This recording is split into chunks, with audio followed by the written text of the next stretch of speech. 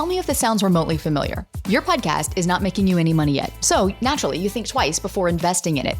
But deep down, you also know that without investing in the help you need to grow your show is going to keep struggling to bring in revenue. This episode is about how to break out of that cycle. I am sitting here in the studio with my good friend, Danielle Hayden. She is a reformed corporate CFO, the founder of Kickstart Accounting, and the host of Business by the Books. And she is here to break down why most podcasters never reach profitability, but more importantly, to share what your podcast spending habits actually say about you and what needs to change if you want your podcast to drive real revenue, not just downloads. Because we both know that publishing consistent content is one thing, but building a podcast that actually pays you back is another. Welcome to Insider Secrets to a Top 100 podcast. I'm your host, Courtney Elmer. Let's make your business binge-worthy. Danielle, I'm stoked to have you here today. Thank you for making the time. Yeah, thank you for having me. This has been a long time coming. I feel like you run all the books on the back end of my business and keep me sane when it comes to the numbers. So I'm very excited to bring you in and talk about numbers when it comes to podcasting. Specifically, how do we increase the profitability of our podcasts? But where I would love to start with you, you work with a lot of founders, you work with a lot of creators, you're a podcaster yourself.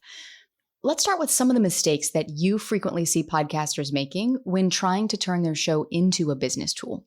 The number one mindset issue hurdle is I'm not big enough. I'm not enough. My show isn't getting enough views, or my business isn't big enough. And that mindset keeps us small and keeps us in a cycle.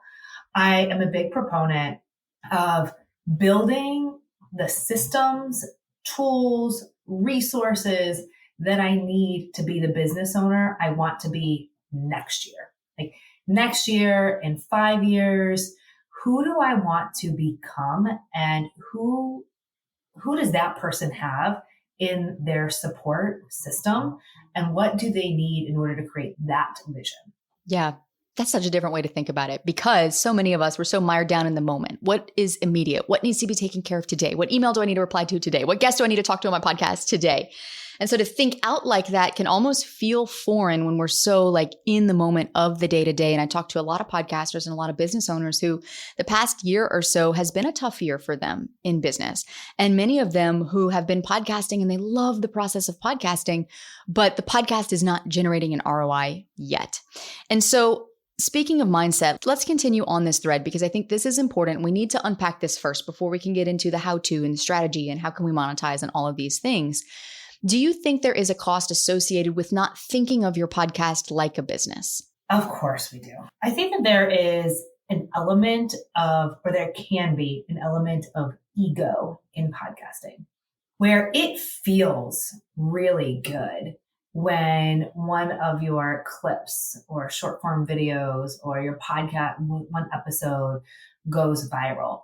But that episode doesn't always have ROI. It's not always bringing dollars into your business, and it's not always bringing profitability into your business. And really what I teach on my podcast, Business by the Books, and with our clients is that we need to have healthy, sustainable, profitable businesses. And that is all encompassing. It's funny. Clients get on calls with me all the time, and they got their shoulders up and they're braced, and they'll say, okay, tell me where I got to cut back. And I'm like, cut back? Cut back on what? Where do I have to stop spending? And people equal having a budget, knowing their numbers, being smart with money as a place of scarcity. And I think often that's why they don't get on the phone with us, is we're there for them. We're their money team. And they're not getting on a call with us because they don't want us to tell us to cut back. And here's what I find, Courtney. Normally, if I look at a client's profit and loss statement, your P&L, also known as your income statement, I can tell you by just looking at your income statement, not even having a single conversation with you, what your priorities are today. Just by seeing where you spend money, I love it. So can we pause right here and have you take a look at my P&L? Like, can we dig into that right now? No, I'm kidding.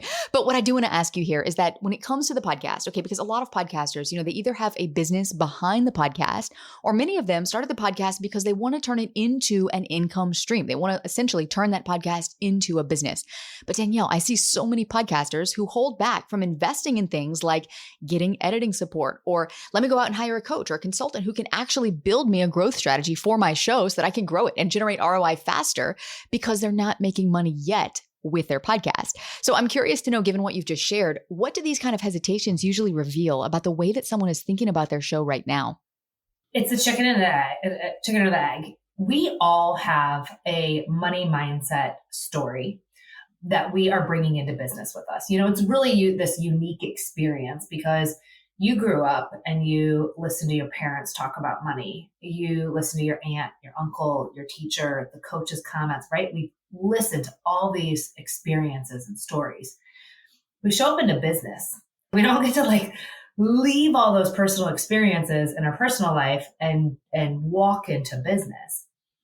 And so we're bringing all of those mindset stories with us. And I'll tell you, for me, I remember a moment when I was younger where I can still hear my mom crying. I remember sitting in this hallway, and it was this perfect spot on the landing of the steps in my hallway because I could see my little brother coming down the hallway, and I'm like, shh, spy. And I could hear my mom, but she couldn't see me. And she's crying this day. And she's crying because my dad had lost his job. Now, my parents were all about experiences. They really wanted us to remember our childhood, but they weren't prepared for this moment.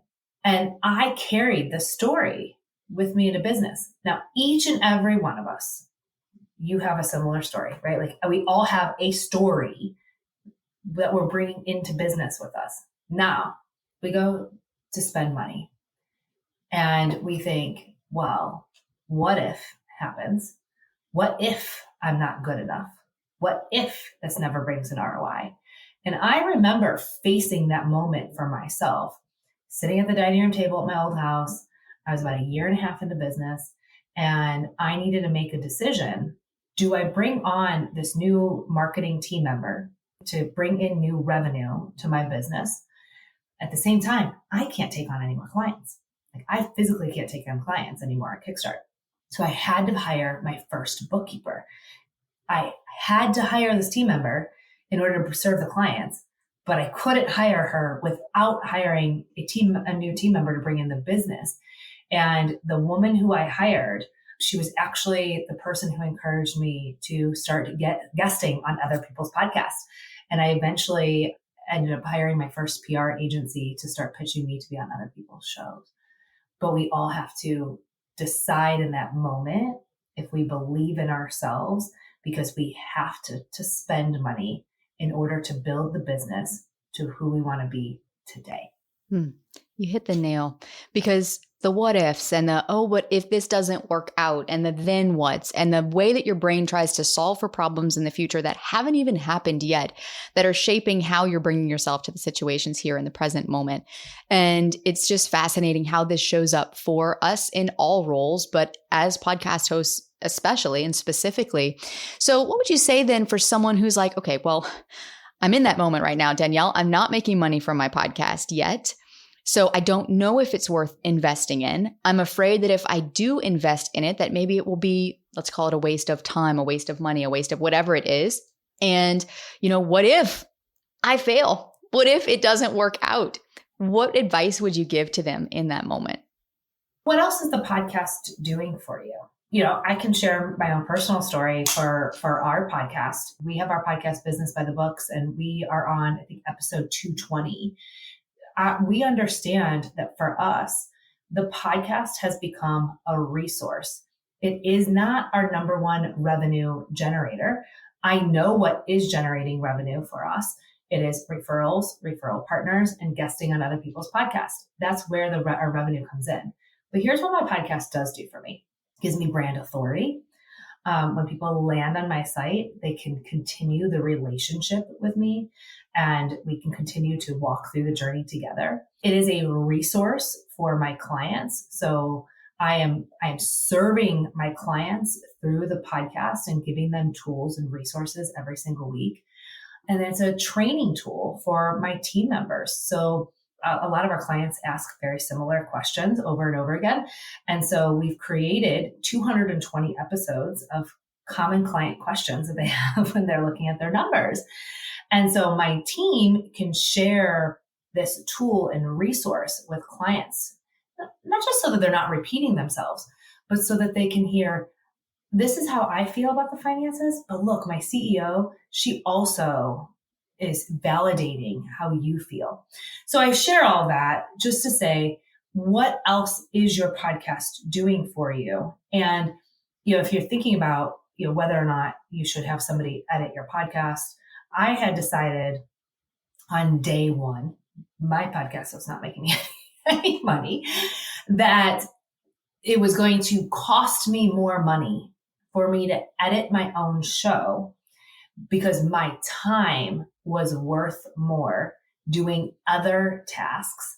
And so I was ready to commit from day one, that not because I could afford it and not because the podcast was generating revenue, but because I could generate more revenue by using those hours someplace else. And it's interesting because this comes up so often in business. It's bookkeeping, working in Canva, your own podcast. We have this superhero cape on where we think we need to do everything. And I just really encourage us all to retire our superhero cape. Yes. Can we please hang it up, burn it, do something with it, throw it away? I'm curious though, Danielle, so how do you help people identify what their time is worth? Because this comes up a lot as well with our clients. And like you, when I started my podcast, I had a business behind it and I knew I would have to find money somewhere else to support the podcast because I could make more money doing other things, not editing my show. And also because I'm sure if you look at my P&L, which you can easily pull up and see, I value my time. So a lot of where our expenses are is in helping me cover time so that I can get that time back to generate more revenue. For someone right now who's like, yeah, I'm good at editing my show though. And it's easy for me to do. And it only takes me like 20 minutes to run it through an AI editor and there you go, it's edited. And it's shorter, faster, easier, cheaper for me to do myself. How do you help them? And what questions should they be asking to help identify how much their time is worth and whether or not that's the best use of it when it comes to being the CEO of their business and of their podcast? It's not always just what we enjoy doing, because we can't only do the things that we enjoy. We can't only do the things that are revenue generating. But one of the coolest parts about being an entrepreneur is that we get to decide. And I find often, so when we work with our clients, we're often one of their first few hires as their booking team. And what I've found over the last 10 years of working with so many entrepreneurs, that what happens is as we start to generate consistent revenue in our business, the first several hires that we make are our ways of buying back our time.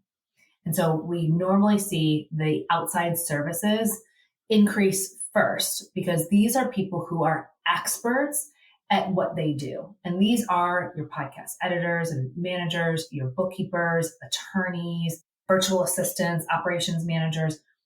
Those are what I consider outside services. And those are people, they're experts at what they do. And they're going to come in and they're going to save you the most amount of time. You don't need to train them. You don't need to manage them. You don't need to hold accountability. You don't need to be the expert in that area. And so I find for anybody who is growing a business, the best way that you can look at that is I only have so much time I can work on my business. I need to buy back my time. Who are the experts who are going to give me the biggest return on that I can pay them a fee? They'll be the expert in my business and I will be able to receive my time back. Usually we see around $200,000 to $250,000 in revenue. And that's when the shift starts to happen from experts to more employees, or we have a business where we need to have employees to serve clients in order to grow. So that around $100,000 mark, under 100 to 150, we're starting to hire experts. And then there's a shift that happens around 200 where we can start thinking about hiring employees. But you don't ever want to hire an employee in anything where you're not able to teach, train, and mentor them. So things like podcast editing, things like bookkeeping, your tax accountant, attorney, we really want to have experts in that area. All right. So we've unpacked a lot here. And I'm sure if you're listening right now, you're probably like, yeah, okay, I've realized some of the things I need to do differently, but also making those shifts is tough. So from a financial perspective, what would you say for someone walking away from this episode that needs to shift? They want to start treating their podcast like a business and set it up to start seeing that ROI from it. The best thing that we can do to start to see the ROI is to treat your business today to create the person that you want to be. So if you want to be the CEO, if you want to have a successful podcast, if we want to see an ROI on that podcast, let's create the systems, tools, and people for the person that you want to be in 6 months. Love it. And I'm excited in the next episode to break down, okay, how do we do that? What specifically do we need to be looking at? So Danielle, thank you so much for being here today. Of course. Thank you.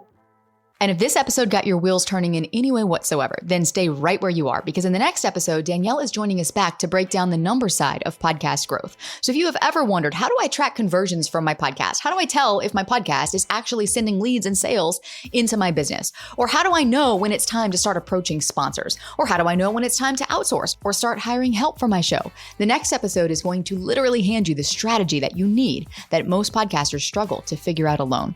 That's all coming up next to help you make your business binge-worthy.